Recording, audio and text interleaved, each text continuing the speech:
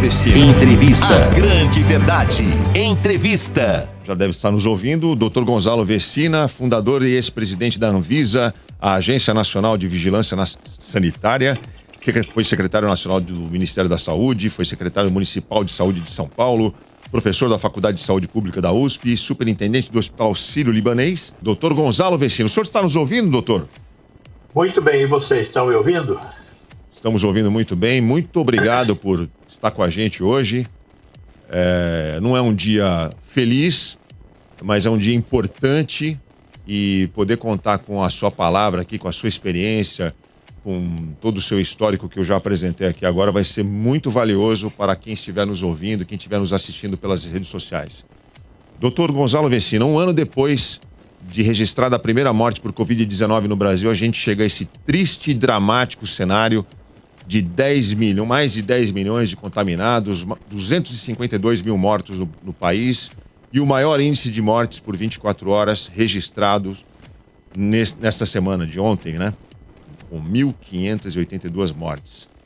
Como é que o senhor está vendo tudo isso, doutor Gonzalo Vecina? Por favor, boa tarde. Boa tarde aos nossos ouvintes e a todos e a todas. Eu estou vendo com muita preocupação.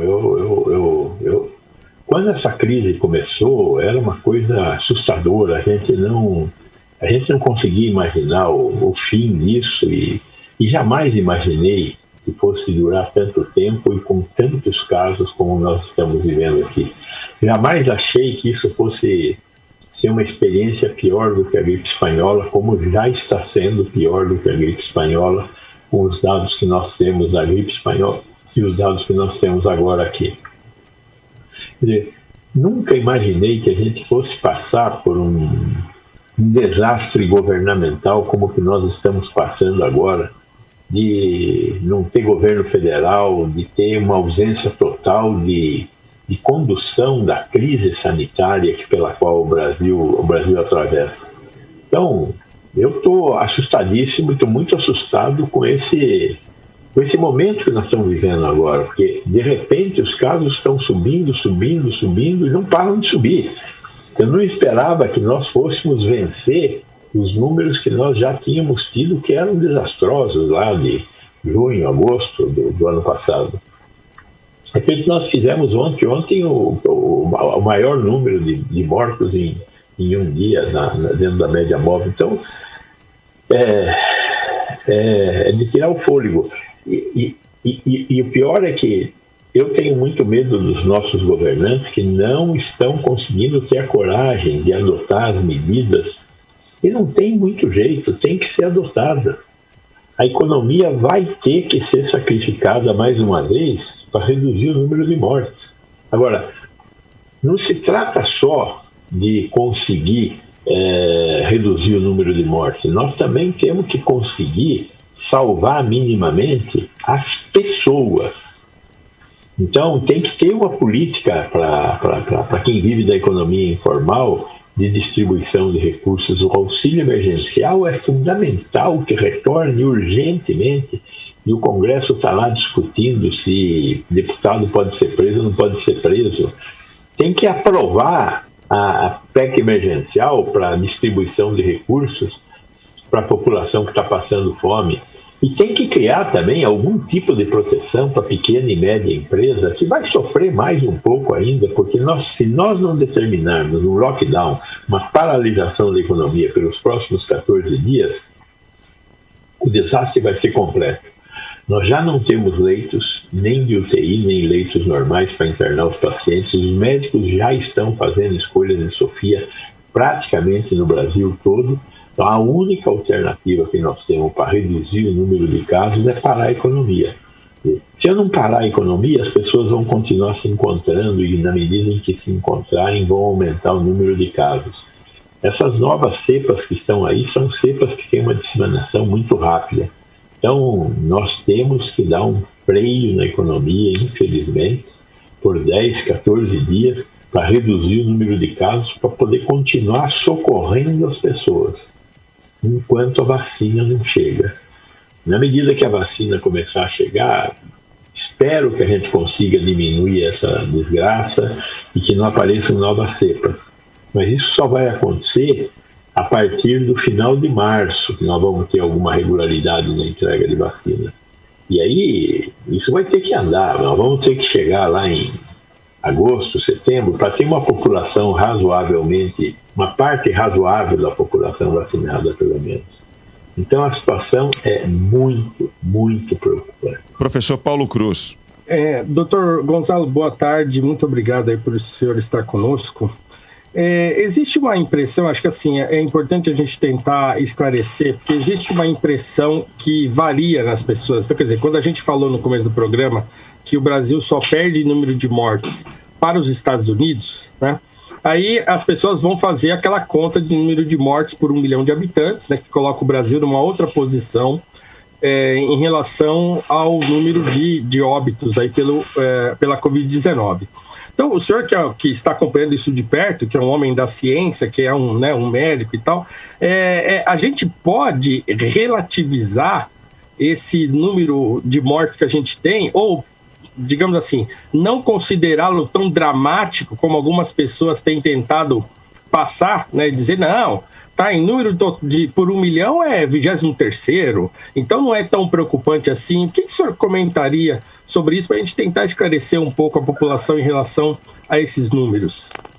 Esses números são muito ruins. Não interessa se nós estamos em segundo lugar, em 23º lugar. Nós temos muitas mortes. Eu não preciso de comparar com ninguém para saber que nós temos muitas mortes.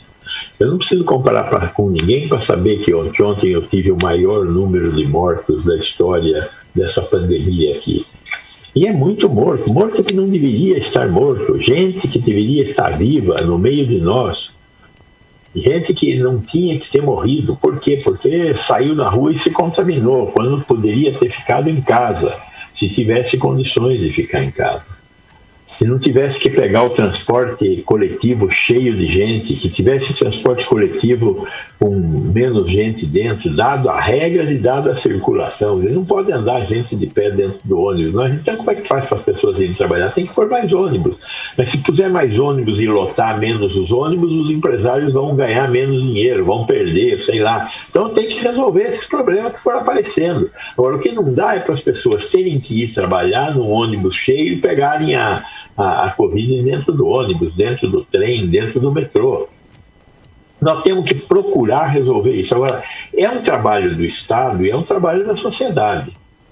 Sem governo, não tem governabilidade. Nós não temos governo. Então, nós não estamos tendo governabilidade. Agora, a população também precisa dar uma contribuição. O empresário precisa ver como é que faz para o seu trabalhador chegar na empresa e sair da empresa numa hora em que a circulação de gente seja um pouco menor, para ter menos lotação no transporte coletivo. Temos que disseminar máscara, todo mundo tem que andar de máscara. Ontem o nosso presidente falando que máscara não resolve, então está provado que máscara resolve. E tem que usar máscara o tempo todo, senão a gente vai disseminar o vírus e respirar vírus também. Não pode ficar em locais fechados, tem que ficar em local com circulação de ar para que os aerosóis que nós emitimos se dispersem.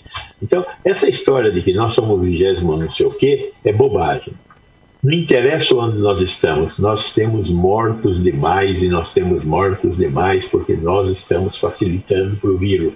Nós somos eu, você e o governo, que não está tomando as medidas corretas. O governo do Estado de São Paulo vai fazer um lockdown das 11 horas da noite às 5 horas da manhã. Olha, isso não vai resolver nada. Né? É uma medida fraca, na sua opinião, doutor? Fraquíssima. Nós teríamos que estar pensando em fechar bares e restaurantes muito mais cedo do que isso. Sei lá, 7 horas da noite, fecha tudo. Mas e o prejuízo? Vai ter prejuízo, mas não vai ter mortos. Aí tem que ter outro tipo de política de empréstimo facilitado.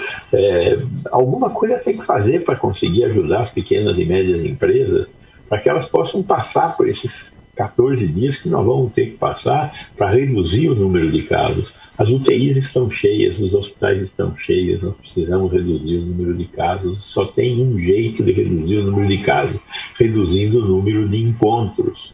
Então as pessoas não podem sair. É isso. Cláudio Tonholi faz a próxima pergunta. Doutor, eu estava vendo exatamente ontem, dia que bateu o recorde dos recordes de mortes, e foi o dia que o Flamengo foi campeão, e as cenas que se seguiram foram cenas de mulheres de biquíni com sinalizadores marítimos no meio de população com cerveja na mão, sem máscara, e todo mundo na rua, e não era pouca gente não, eram centenas e até milhares. Aí eu refleti na hora assim, não posso esperar nada do povo do país do carnaval, porque nós somos o povo da libido à deriva, nós somos o povo hedônico, nós somos o povo hedonista que gosta de curtir o minuto. O senhor acha que eu estou errado na minha reflexão? Eu acho que você está errado na sua reflexão. Nós temos um problema, mas esse problema não é ser o povo hedônico. Eu acho que o nosso problema é eleger maus governantes, isso sim. Então, o nosso problema são os governantes. Viver em sociedade significa viver dentro de uma ordem que é estabelecida por um negócio chamado Estado, que é governado por quem nós elegemos. E quem nós elegemos resolveu não governar. E aí nós estamos desgovernados. E é por isso que não existe nenhuma regra para as pessoas irem para a rua, para as pessoas se aglomerarem, para as pessoas não usarem máscara, né? O nosso caríssimo presidente vem a público falar que máscara não resolve nada, que não precisa de máscara, que vamos tomar hidroxicloroquina, vamos tomar ivermectina. Ivermectina é hepatotóxico, hidroxicloroquina faz mal para o coração. Olha que ele está falando essas coisas. E a gente está tratando isso como se fosse normalidade e até brincando com isso. Pois bem, o nosso problema não é ser hedonista, o nosso problema é eleger mal e cobrar mal os nossos políticos. Esse é o nosso problema. Eu não sei se nós estamos sendo mal governados. Eu não sei se o público sabe a que momento é esse que o senhor está se referindo do presidente Bolsonaro. Ele ontem, na live que ele faz todas as quintas-feiras, ele falou das máscaras, né, Leandro? Solta pra gente o trechinho do Bolsonaro. Pessoal, começa a aparecer estudos aqui, não vou entrar em detalhe, né? Sobre o uso de máscaras, que num primeiro momento aqui, uma universidade alemã fala que elas são prejudiciais a crianças, né? E levo em conta vários itens aqui, como irritabilidade, dor de cabeça, dificuldade de concentração, diminuição da percepção de felicidade, recusa ir para a escola ou creche, desânimo, comprometimento da capacidade de aprendizado, vertigem e fadiga.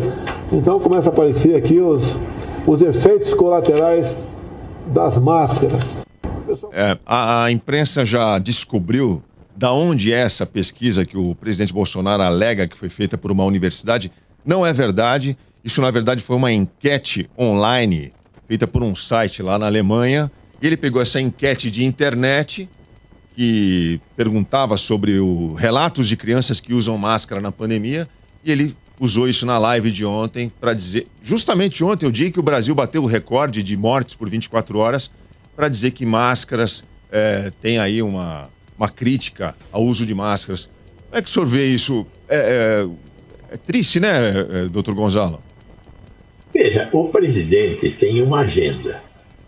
Eu acho que a gente está na hora já de cair a ficha, né? Qual é a agenda do presidente? É levar o país para um beco sem saída. A hora que a gente estiver num beco sem saída, ele fala, eu tenho a saída, é uma ditadura. E vamos para a ditadura. É desse jeito que nós estamos sendo governados.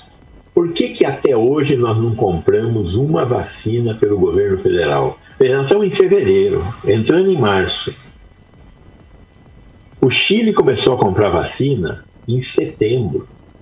A União Europeia e os Estados Unidos compraram vacina em agosto. A Fiocruz e o Butantan conseguiram achar vacina para comprar em maio do ano passado. Até agora, março deste ano, o governo federal não comprou uma dose de vacina. Qual é o projeto? O projeto é o seguinte. Nós temos hoje algo em torno de 20% da população que teve a doença, é estimativa. Para 20% morreram 250 mil pessoas. Para atingir a imunidade de rebanho, ou seja, o vírus não conseguir mais circular porque todo mundo já teve a doença, nós precisamos ter 70% da população tendo tido a doença. 20% já teve, então precisa multiplicar por quase 4 para a gente chegar nos 70%. Então, 250 mil vezes 4, 1 milhão de mortos, é o plano dele. O plano dele é que morra 1 milhão de brasileiros. E aí acaba a epidemia e não tem que dar vacina. Acaba a epidemia e não tem que parar a economia. Esse é o plano dele. Nós vamos aceitar esse plano? Nós estamos aceitando esse plano. A população está aceitando esse plano. Por absoluta ignorância, por absoluta falta de informação. Agora, qual é o projeto dele? Não é só que morra 1 milhão de pessoas. É que a gente chegue num beco sem saída.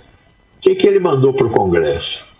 Uma medida provisória que acaba com o piso da saúde e da educação. Será que nós vamos investir mais dinheiro do que a Constituição manda se não tiver piso? Claro que não! Claro que não! Isso significa o quê? Destruir o SUS e destruir o pouco que nós temos construído da educação. Se não tiver piso, tchau SUS, tchau educação. Acabou. Ele mandou essa medida provisória para o Congresso está lá discutindo acabar com o SUS e com a educação. E nós estamos assistindo isso aqui quietinhos. Não dá. Ele está querendo destruir o país para falar, tá vendo? Com democracia, esta merda não funciona. Temos que pôr uma ditadura aqui. É isso que ele quer. E nós temos que acordar para isso. Porque seremos cúmplices deste caminho que ele está desenhando para o país. Pergunta do Paulo Tadeu agora. Doutor Gonçalo, existiria alguma ideia boa que seria possível passar para o nosso ministro da Saúde, se é que a gente pode tentar pensar de forma positiva, alguma coisa básica que pudesse ser falada para ele implantar de imediato, não? Eu gostaria de pedir para ele pedir demissão, mas eu acho que se ele pedir demissão, eles vão conseguir, vão conseguir achar um pior. Né? É sempre possível piorar. Melhorar é difícil, mas piorar é fácil, é só querer. Então eu fico com medo de substituir, né, o Pazuello. Ele é até um gordinho simpático. O que dá para falar? Compre umas vacinas aí na esquina, pelo amor de Deus, entendeu? Porque tem vacina para vender, é só comprar as vacinas. Não tem muito mais o que falar para ele. Agora, os governadores e os prefeitos, esses nós temos que falar. Eles estão mais próximos de nós. E nós temos que falar, olha, vocês têm que anunciar o lockdown. Não, mas eu vou comprar vacina. Isso é bobagem. Prefeito, governador comprar vacina é uma bobagem. Não vai resolver nada e vai aumentar a balbúrdia. Tem que exigir que o Ministério da Saúde compre vacina. Não adianta o Rui Costa sair, não, vou comprar vacina russa. Vai comprar vacina russa, nunca vai comprar vacina. Porque não tem vacina russa para vender, para começar. Se tivesse, estava vendida. Não está, não tem. Né? Então, o problema dos governadores é fazer com que a gente tenha menos encontros. Por quê? Porque senão os hospitais estão lotados e vai morrer gente na porta dos hospitais. No Rio Grande do Norte, neste momento, tem gente esperando em ambulância para abrir uma vaga no pronto-socorro em Natal. Então, tem que existir menos contatos. Tem que ter lockdown. Tem que pôr polícia na rua para impedir que as pessoas fiquem se movimentando. Não tem outra saída. Não tem como resolver esses problemas. É difícil, né, doutor Gonzalo Vecina? Eu imagino o senhor ainda sendo um profissional que tanto trabalhou pela saúde do país, assistindo a tudo isso, deve ser um desafio diário, né? Não é fácil, não é fácil. E eu tenho certeza de que é possível. Nós já conseguimos muita coisa nesse país. A construção do SUS é um exemplo disso. A construção do Plano Nacional de Imunizações, que entrega 300 milhões de doses de vacina por ano, é um exemplo disso. A queda da mortalidade infantil que nós conseguimos no país é um exemplo disso. O aumento da expectativa de vida ao nascer é um exemplo disso. O aumento do número de vagas em universidades federais é um exemplo disso. Agora, é insuficiente, tudo isso é insuficiente. Nós temos que continuar caminhando e, de repente, paramos e estamos voltando para trás. Queremos destruir o SUS, queremos destruir a educação. Não podemos concordar com isso. A população brasileira tem que ser informada. Vocês estão fazendo um fantástico trabalho de levar essas verdades para a população, mas ainda é pouco. A gente tenta, viu, doutor?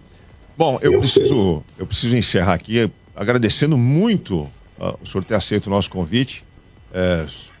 Somos admiradores do seu trabalho, a gente está sempre acompanhando. Onde você dá entrevista, eu estou assistindo, viu, doutor Vecina?